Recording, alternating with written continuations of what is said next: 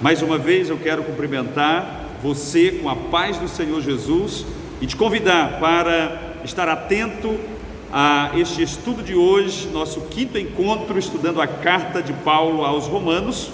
E hoje nós estaremos estudando sobre a parte B do versículo de número 4 do capítulo 1.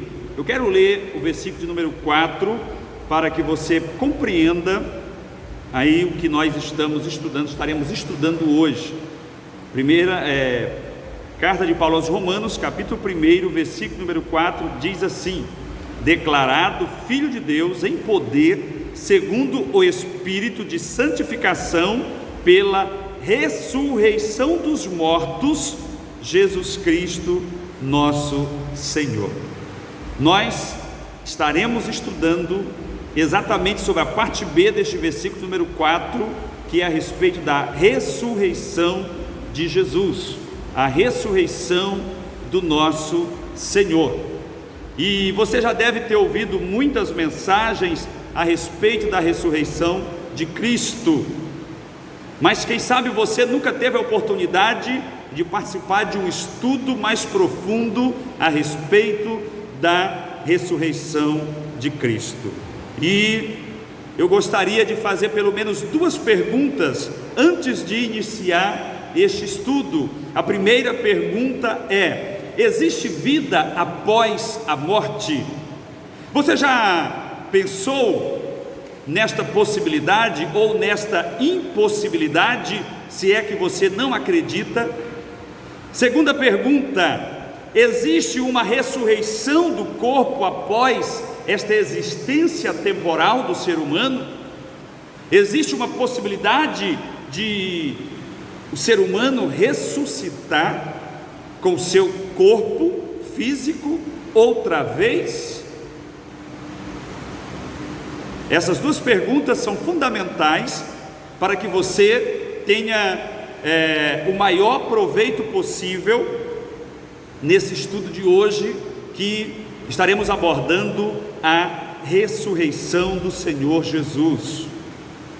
Sobre este assunto, amados, os céticos dizem que é um faz de conta. Os secularistas chamam isso de fantasma ou de fantasia. Os materialistas ignoram, e o escarnecedor, ele desconsidera esta possibilidade sobre a ressurreição de Cristo, a possibilidade de Cristo ter ressuscitado, ou sobre a possibilidade de haver ressurreição de mortos. No entanto, nos recônditos interiores de cada coração do ser humano existe uma voz mansa e delicada perguntando sobre a vida após a morte. Até aqueles declaradamente ateus, declaradamente céticos na sua vida secular, em um dado momento da sua vida, estou falando de homens que já se foram, eles se depararam com esta pergunta, eles se depararam com esta possibilidade. Portanto, por mais que o indivíduo se declare cético, por mais que o indivíduo se declare ateu é aquele que não acredita na possibilidade do divino, na possibilidade de Deus, de um ser superior que controla todo o universo, que sustenta todo o universo. No fundo, em cada coração do ser humano, por mais que não seja admitido por ele mesmo, há uma voz mansa e suave que pergunta sobre a vida após a morte. Deus teria colocado esse desejo de viver após a morte tão forte no coração da humanidade, se isto fosse apenas um mito, se isto fosse apenas uma fantasia? O cristianismo diz que há vida após a morte e uma ressurreição do corpo de cada homem. Nós aprendemos isso no cristianismo. Nós nascemos de novo acreditando na vida após a morte. e acreditando na ressurreição do corpo físico de cada homem, seja ele santo, seja ele ressuscitando para a vida eterna com Cristo, ou seja ele ressuscitando para o juízo eterno, conforme afirma lá em Apocalipse capítulo de número 20, mas todos ressuscitarão no seu corpo físico, mesmo aqueles que foram moídos, mesmo aqueles que foram cremados, mesmo aqueles que morreram afogados, mesmo aqueles que foram devorados por feras, todos ressuscitarão no seu corpo físico, conforme nos ensina a palavra de Deus. É o que pregamos e é o que cremos no cristianismo. Jesus Cristo, por meio de sua própria ressurreição dos mortos, veio para assegurar aos homens que há vida após a morte e que todos os homens receberão um corpo ressuscitado. Todos os homens, como eu disse, não importa se esse corpo vai ser um corpo glorioso para a vida eterna com Cristo ou um corpo para receber o juízo eterno de Deus, mas todos os homens serão ressuscitados.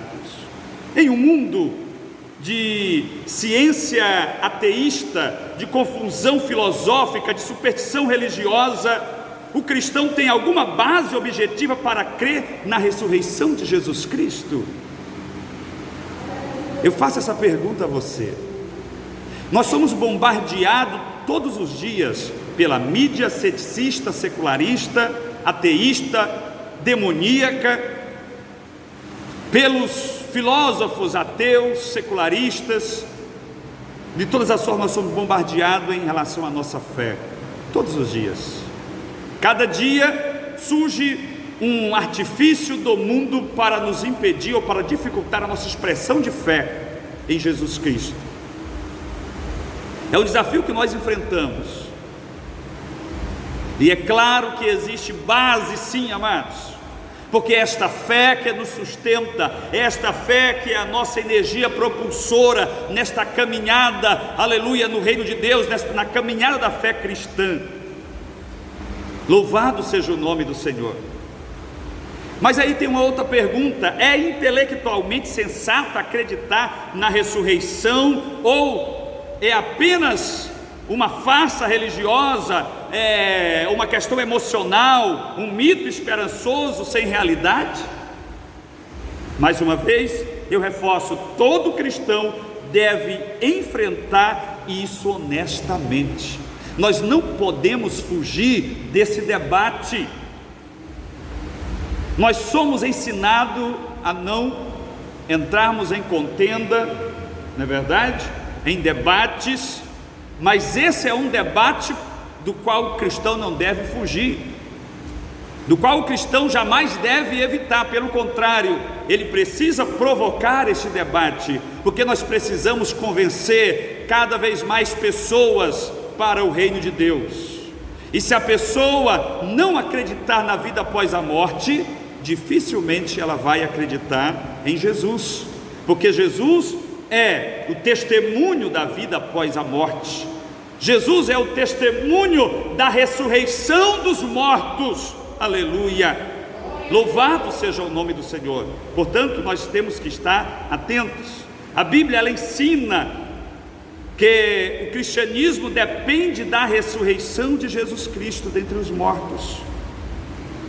O cristianismo, ele só existe até hoje por causa da fé na ressurreição de Jesus Cristo dentre os mortos. Se Jesus não houvera ressuscitado, logo não tinha nenhum sentido o cristianismo. Verdade ou não? O cristianismo, ele só faz sentido com a ressurreição de Jesus dentre os mortos. A ressurreição, ela resistirá ao exame mais rigoroso e exigente e permanecerá inabalável. Já tentaram desvirtuar a fé, a crença na ressurreição de Jesus de diversas maneiras, usando diversos argumentos, mas esses argumentos só fortalece a fé dos cristãos, só propulsiona o crescimento da igreja, dos seguidores de Jesus Cristo. Louvado seja o nome do Senhor. Nós temos algumas teorias que tentam desvirtuar a ressurreição de Cristo. Alguns céticos criaram aí algumas possibilidades, dentre elas a teoria da tumba errada. Eles chegam a afirmar que as mulheres erraram de tumba, que Jesus na verdade não ressuscitou e elas encontraram uma tumba vazia. Mas aí eles esbarram no seguinte fato, de que os anjos também entraram na tumba errada, estavam ali assentados na tumba errada, dizendo que Jesus ressuscitou. Mas os anjos, a presença dos angelical não pode ser provada pela ciência, mas os guardas presenciaram e presencialmente registraram a presença dos anjos ali. Os apóstolos foram correndo. Será que eles foram correndo e entraram na tumba errada também? As vestes que vestiram Jesus, dobradas ali, organizada de um lado. Então esta história de a tumba errada não se sustenta nem nas mais inocentes cabeças. A segunda teoria é a teoria do desmaio. Alguém chegou a afirmar que Jesus não chegou a morrer, ele apenas desmaiou e depois ele fugiu da sua sepultura.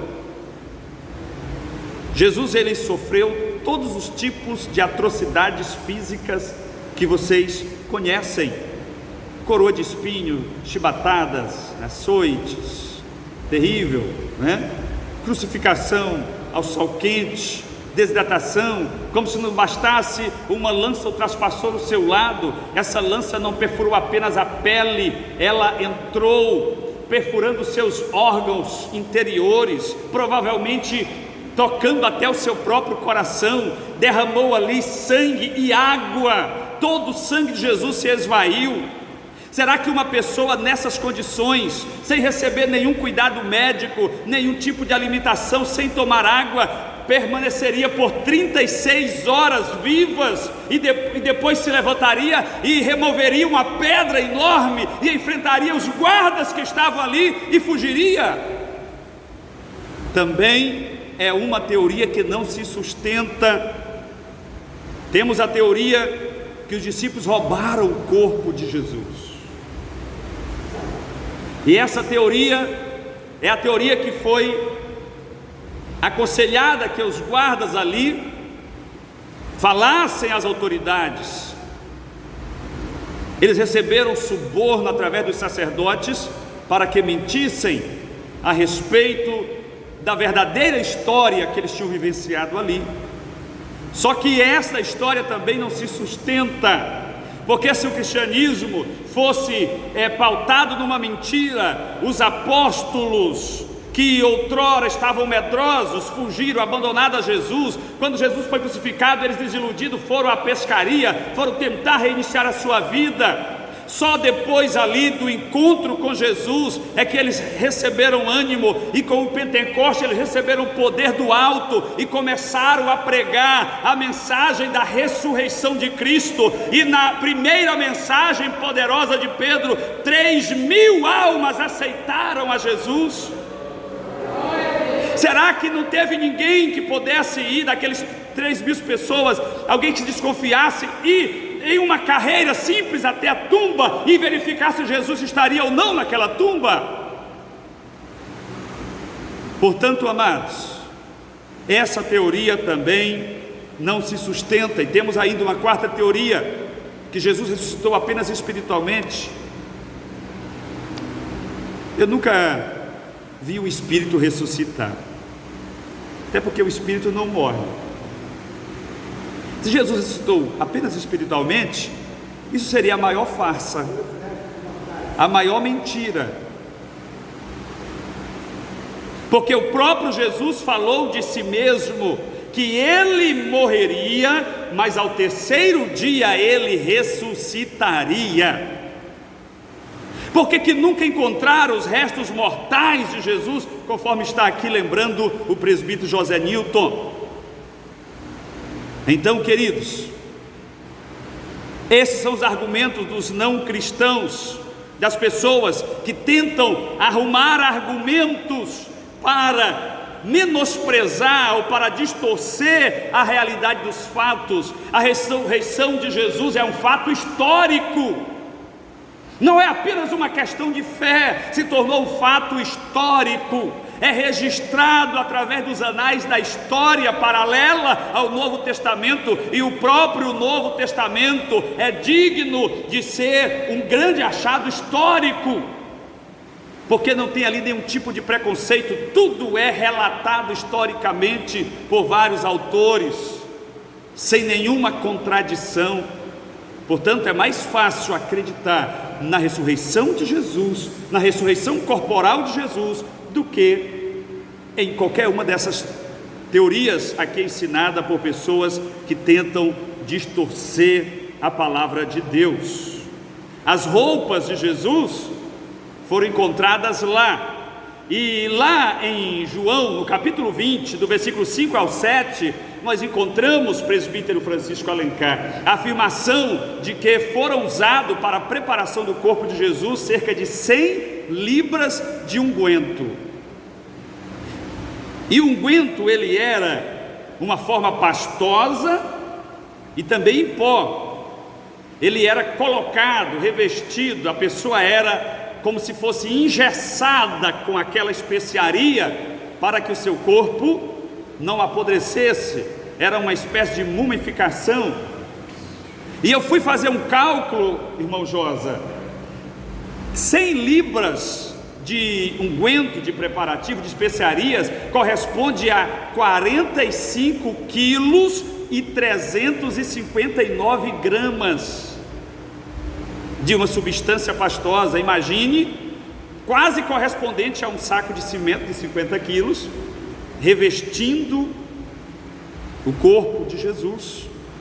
Está lá em João, no capítulo 20, versículo 5 ao 7, cerca de 100 libras. Se você for lá no Google e fizer lá um cálculo, uma comparação entre 100 libras, vai dizer que corresponde a 45 quilos. E após aquela especiaria enrijecer, aquela superfície fica totalmente enrijecida. Uma pessoa que está enrolada em um linho novo, como Jesus foi enrolado em pano de linho, após aquela especiaria, seria impossível, se ele estivesse só desmaiado, romper tudo aquilo ali, já uma forma de engessamento, e se levantar e fugir.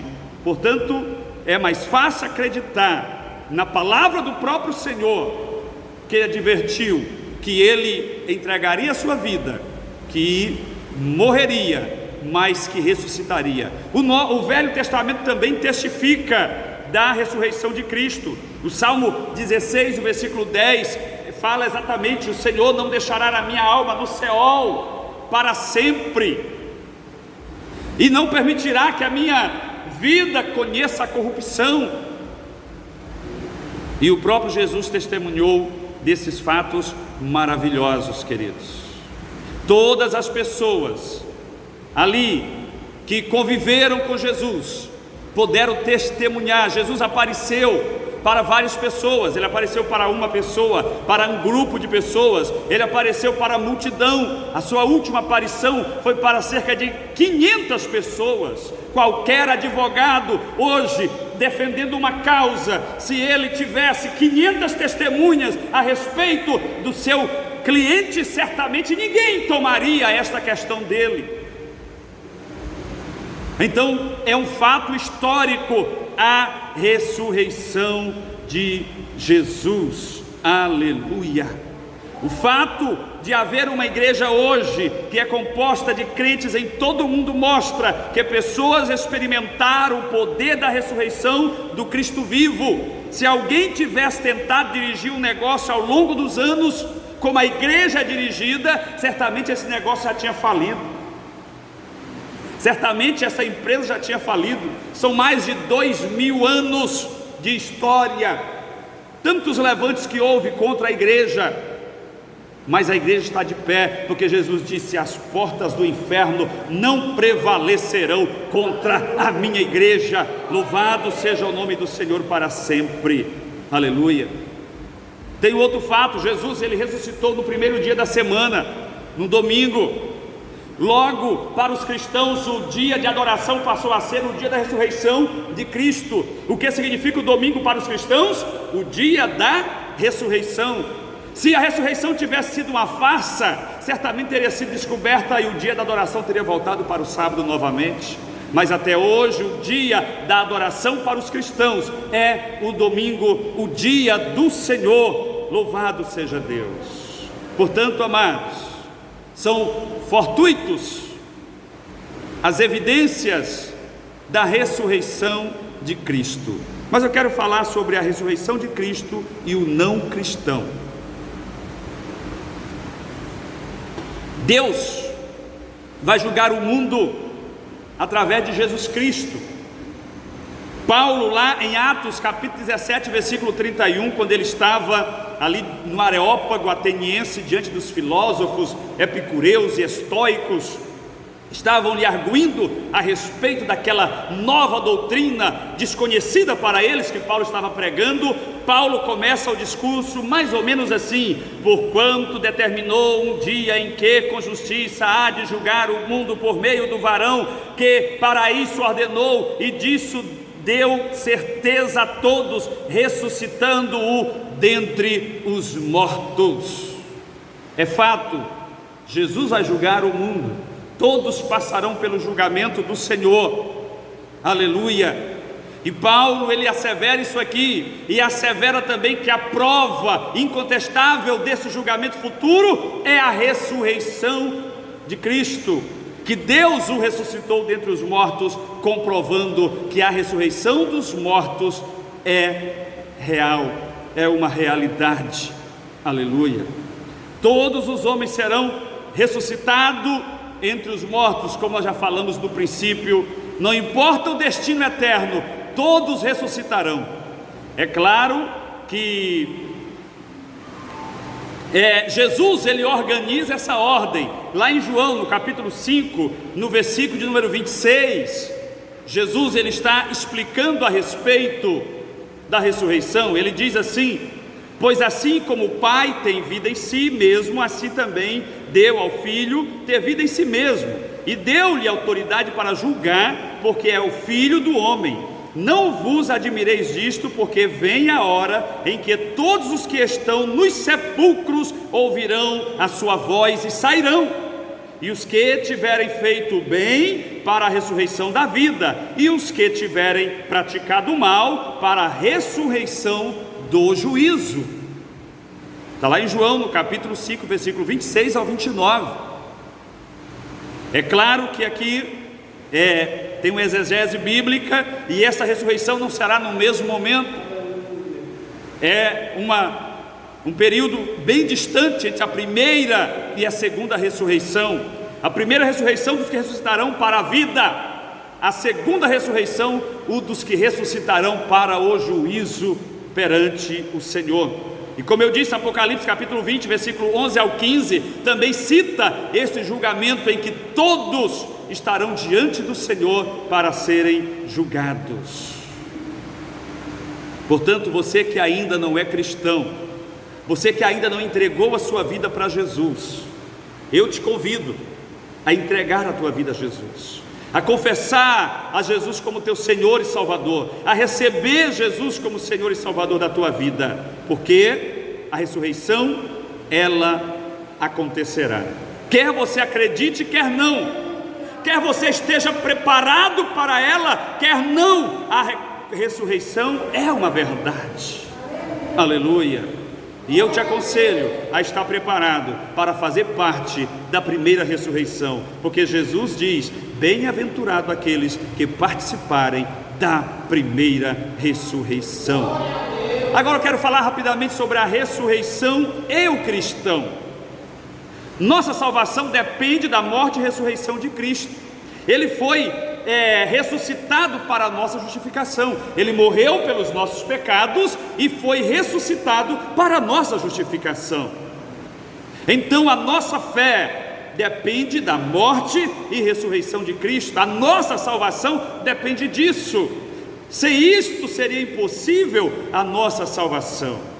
João capítulo 5, versículo 29, como nós já citamos agora há pouco, afirma que aqueles que creem em Cristo serão ressuscitados para a vida.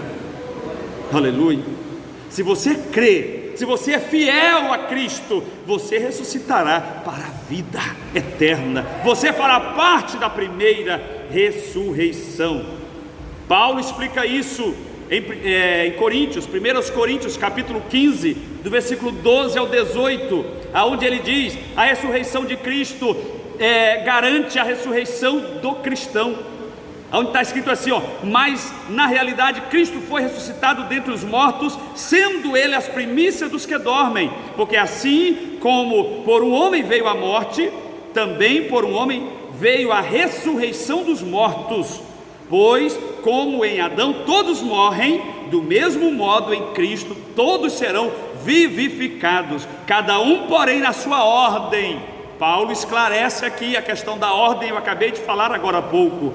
Cristo as primícias, depois os que são de Cristo na sua vinda. Paulo está explicando aqui que Cristo é a primícia daqueles que ressuscitaram, porque Ele já ressuscitou e a sua ressurreição é eterna, aleluia. Por isso Ele é as primícias, e depois na ordem, aqueles que são de Cristo, ou seja, os cristãos, os servos do Senhor. E em outro texto, depois aqueles que ressuscitarão para o juízo diante de Deus. Nós já estamos caminhando para a conclusão, mas ainda temos aqui alguns argumentos que eu gostaria de compartilhar com você a respeito da ressurreição dos mortos, ou a ressurreição de mortos. O pensamento de que há uma existência após a morte pertence a todo homem, por mais que ele declare que não acredite. Mas este pensamento pertence e persegue a todo homem, a todo ser intelectual. Mas a certeza de que há vida eterna e uma ressurreição corporal para a vida pertence apenas ao cristão. Aleluia! A certeza da ressurreição corporal para a vida pertence ao cristão, pertence àqueles que se alistaram neste grande exército daqueles que estão marchando para Canaã celestial. Homens que zombaram da morte e colocaram uma fachada ousada sobre isto, muitas vezes tiveram pensamentos bastante diferentes no seu leito de morte. E nós temos aqui alguns exemplos. Voltaire, por exemplo, um grande filósofo francês, escritor, dificilmente aquele que passou pelo ensino médio não estudou sobre esta personalidade. Era um homem cético, um homem declarado ateu, que não acreditava em Deus, que não acreditava em Cristo e zombava da fé cristã. No seu leito de morte, olha o que ele declarou: estou abandonado por Deus e pelos homens, irei para o inferno, ó Cristo, ó Jesus Cristo. Está vendo, amados? No leito, na hora da partida, na hora da passagem, aquela voz que está lá no recôndito do coração humano, ela ecoa, por mais que o indivíduo declare não acreditar. Nós temos um outro camarada muito famoso, Thomas Paine, um grande homem também. No leito da sua morte ele declarou o seguinte: eu daria mundos se os tivesse, se a Era da Razão nunca tivesse sido publicada.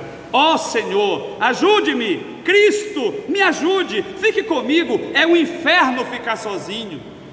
E ele não acreditava, mas no leito da morte ele se rendeu, ele teve que reconhecer. A morte nunca pode ser um terror tão grande para o cristão, para nós que cremos na ressurreição e na vida eterna. ele sabe, o cristão sabe que Cristo ele tirou esse agrilhão da morte. Apesar de nós não termos poder sobre a morte, fisicamente falando, mas nós não temos o terror da morte, porque Cristo já tirou o agrilhão. Aleluia. A morte já não consegue condenar o cristão, porque nós sabemos que a morte é uma passagem da morte para a vida eterna. Louvado seja o nome do Senhor. Portanto, nós não temos tanto terror assim da morte. É por isso que na maioria dos velórios cristãos se faz culto, se louva a Deus, se canta, aleluia, porque nós sabemos que ali foi apenas uma passagem. A morte foi um transporte para conduzir o cristão à presença de Deus. Louvado seja o nome do Senhor. E é diferente a morte do cristão. Nós temos aqui também alguns exemplos de cristãos renomados, famosos dos séculos passados. Exemplo de Michelangelo, no leito da sua morte, ele era um cristão, acreditava na ressurreição dos mortos, acreditava na vida eterna, e olha o que ele declara no seu leito de morte: eu morro na fé em Jesus Cristo e na firme esperança de uma vida melhor. Olha a diferença, amados, de quem tem convicção para onde vai. Um outro cristão famoso, David Brainerd, disse: estou indo para a eternidade e é doce para mim pensar na eternidade. A infinidade dela torna isso doce, mas o que direi para a eternidade dos ímpios? Pensar nisso também é terrível. Ele estava feliz porque estava indo, mas estava preocupado com a eternidade daqueles que não tinham Jesus. Este era missionário, até no leito da morte ele estava preocupado com aqueles que não tinham Jesus. Augusto Toplade testemunhou: as consolações de Deus para um desgraçado tão indigno são tão abundantes que ele não me deixa nada pelo que orar, a não ser a continuidade delas. Eu já desfruto do céu na minha alma. E ele nem tinha morrido ainda, mas ele já sentia a presença de Deus. Pela fé, ele já se via do outro lado, no seio de Abraão. Que sensação de alegria, de triunfo, amados, para o cristão, aleluia, quando ele sabe que o final da sua existência temporal haverá a ressurreição para a vida eterna com Jesus, aleluia, para todo sempre.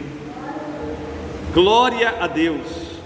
E eu já estou concluindo, mas eu não poderia deixar de te fazer mais uma vez esta pergunta: você sabe que seus pecados estão perdoados? Jesus já morreu pelos teus pecados, para o perdão dos teus pecados, aleluia. Mas eu faço uma outra pergunta: você tem certeza de que será ressuscitado para a vida eterna? De repente você está na doce ilusão de que Jesus morreu pelos pecados de todos e você está perdoado. Mas eu te faço a segunda pergunta: você tem certeza que você ressuscitará para a vida eterna com Cristo? Se você ainda não tem esta certeza, aleluia, creia em Cristo, acredite na morte e na ressurreição de Cristo por você, aleluia, e você terá a vida eterna, e você ressuscitará assim como Cristo ressuscitou em um corpo glorioso. Você também ressuscitará em um corpo glorioso naquele dia do soar da trombeta de Deus, quando Ele vier com os seus anjos das nuvens e a trombeta do Senhor tocar e a igreja for arrebatada, e os mortos ressuscitarão primeiro e os vivos serão transformados, e todos juntos chegarão nas nuvens na presença do Senhor, ao encontro do Senhor nos ares, e será uma vida eterna, ou seja, para sempre, não haverá fim. Louvado seja o nome do Senhor para sempre. Portanto, queridos, se você ainda não tem esta convicção, não espere para amanhã, tenha esta convicção hoje, receba Jesus hoje na tua vida, e você terá a vida eterna.